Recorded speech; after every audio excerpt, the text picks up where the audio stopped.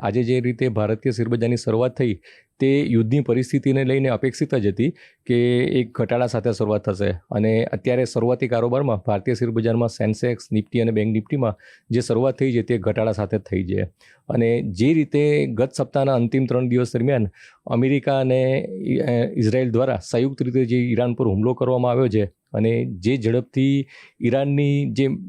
Iran ઉપર જે રીતનું ડેમેજ થતું જોવા મળી રહ્યું છે તે જોતાં એવું લાગી રહ્યું છે કે જે યુદ્ધની પરિસ્થિતિ છે તે બહુ લાંબો સમય નહીં ચાલે અને આગામી 1 થી 2 સપ્તાહ દરમિયાન ઘણી ક્લિયરિટી આવી શકે તેમ છે.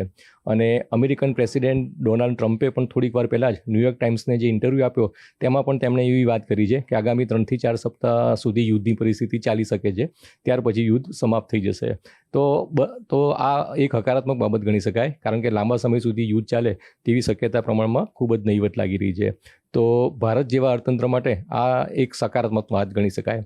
પણ બની શકે કે યુદ્ધની પરિસ્થિતિ જો લાંબા સમય સુધી ચાલે તો તે ભારત જેવા અર્થતંત્ર માટે મધ્યમ ગાળે નુકસાનકારક બાબત ગણી શકાય. ખાસ કરીને જે યુદ્ધની પરિસ્થિતિ નિર્માણ થઈ છે અને જે રીતે ખાડી દેશોના અન્ય જે દેશો છે તેના ઉપર પણ જે ઇફેક્ટ થઈ છે તે ભારત જેવા દેશ માટે થોડીક નકારાત્મક બાબત ગણી શકાય. અને આંતરરાષ્ટ્રીય લેવલે ક્રૂડના ભાવમાં જે ઉછાળો જોવા મળ્યો છે અને ક્રૂડના જે ભાવ છે તે અત્યારે 9 મહિનાની ટોચ ઉપર આવી ચૂક્યા છે, તો તેનાથી પણ ભારતીય ઇકોનોમીને ટૂંકા ગાળે થોડીક નકારાત્મક અસર ચોક્કસપણે જોવા મળી શકે. અને લાંબા ગાળા સુધી જો આ પરિસ્થિતિ જળવી રહે તો પેટ્રોલ ડીઝલના ભાવમાં પણ વધારો થતો જોવા મળે, તો તેના લીધે જે મોંઘવારીનો દર છે તે પણ આગામી સમયમાં વધતો જતો જોવા મળે.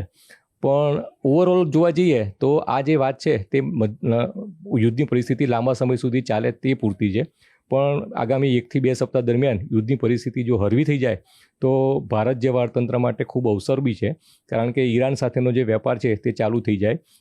ઈરાન ખાતે આપણું ચાંભાર બંદર છે તે પણ જો કાર્યરત થઈ જાય તો તે પણ એક હકારાત્મક બાબત ગણી શકાય. અને ખાડી દેશોમાં જે ડેમેજ થયું છે તો તેનો ફાયદો પણ ભારતની ઘણી બધી જે કન્સ્ટ્રક્શન કંપનીઓ છે અને એન્જિનિયરિંગ કંપનીઓ છે તેને પણ થતો જોવા મળે.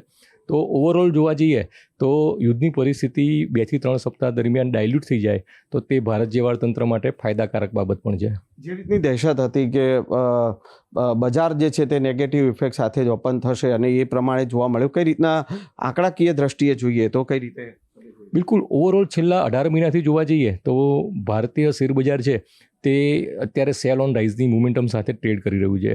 આજે કારોબારી સપ્તાહના પ્રથમ દિવસે પણ ભારતીય શેરબજારમાં એક પેનિક સેલિંગ જોવા મળે તેવી અપેક્ષા હતી, પણ જે રીતે બજારની શરૂઆત થઈ અને ત્યાર પછી એક હળવી રિકવરી પણ જોવા મળી, તો તે એવું બતાવે છે કે ભારતીય શેરબજારમાં જે રોકાણકારોનો વિશ્વાસ છે તે પ્રમાણમાં અડગ છે. ટૂંકા ગાળાના જે ટ્રેડરો હોય તે પૂરતી શરૂઆતી તબક્કામાં વેચવાલી જોવા મળતી હોય તેવું લાગી રહ્યું છે. અને સાથે સાથે રોકાણકાર મિત્રોને એવું પણ કહીશ કે સ્થાનિક લેવલે જે ભારતીય અર્થવ્યવસ્થાના આર્થિક આંકડાઓ છે તે ખૂબ જ મજબૂતાઈ દર્શાવી રહ્યા છે. ખાસ કરીને જીડીપીના જે આંકડા છે તે પણ 7 પોઈન્ટની ઉપર આવી રહ્યા છે. તો વિશ્વમાં કોઈ પણ અર્થતંત્ર એવું નથી કે જેનો આંકડો 7 ઉપર હોય.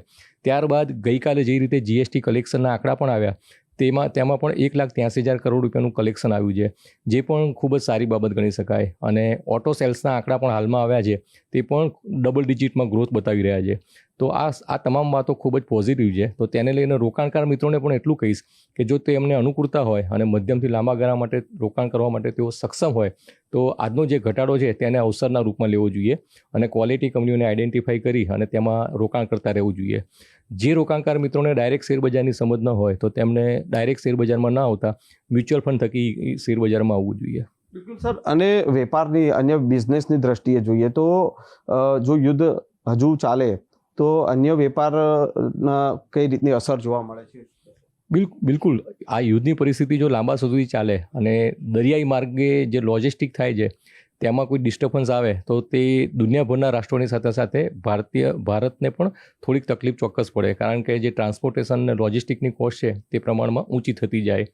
ત્યારબાદ એવિએશન ઉદ્યોગ છે અને જે રીતે સ્ટેપ બાય સ્ટેપ બધી ફ્લાઇટો રદ થઈ રહી છે તો જે એવિએશન ઉદ્યોગ છે તે પણ ડિસ્ટર્બ થાય અને જે હવાઈ માર્ગે જે મુસાફરી કરતા જે મુસાફરો છે તેમને પણ હેરાનગતિ ભોગવવી પડે. અને ખાડી દેશોમાં 1 લાખ કરતાં પણ વધારે ભારતીયો અત્યારે કામ કરી રહ્યા છે અને તેમનું જે રેગ્યુલર રેમિટન્સ છે તે તેઓ ભારતમાં મોકલતા હોય છે. તો હાલની જે પરિસ્થિતિ નિર્માણ થઈ છે તો એ રેમિટન્સ ઉપર પણ એક નકારાત્મક અસર થાય. તો આ હતા માર્કેટ એક્સપર્ટ જયદેવભાઈ સર. અને જે પ્રકારના આજે યુદ્ધની સ્થિતિ જોવા મળી રહી છે અને આગામી દિવસોમાં ક્રૂડ ઓઇલ એટલે પેટ્રોલ ડીઝલના ભાવમાં પણ તેની અસર જે છે તે જોવા મળી શકે છે. કેમેરામેન નિલેશ સોસા સાથે સંજય ટાંક, ન્યૂઝ 18 ગુજરાતી, અમદાવાદ.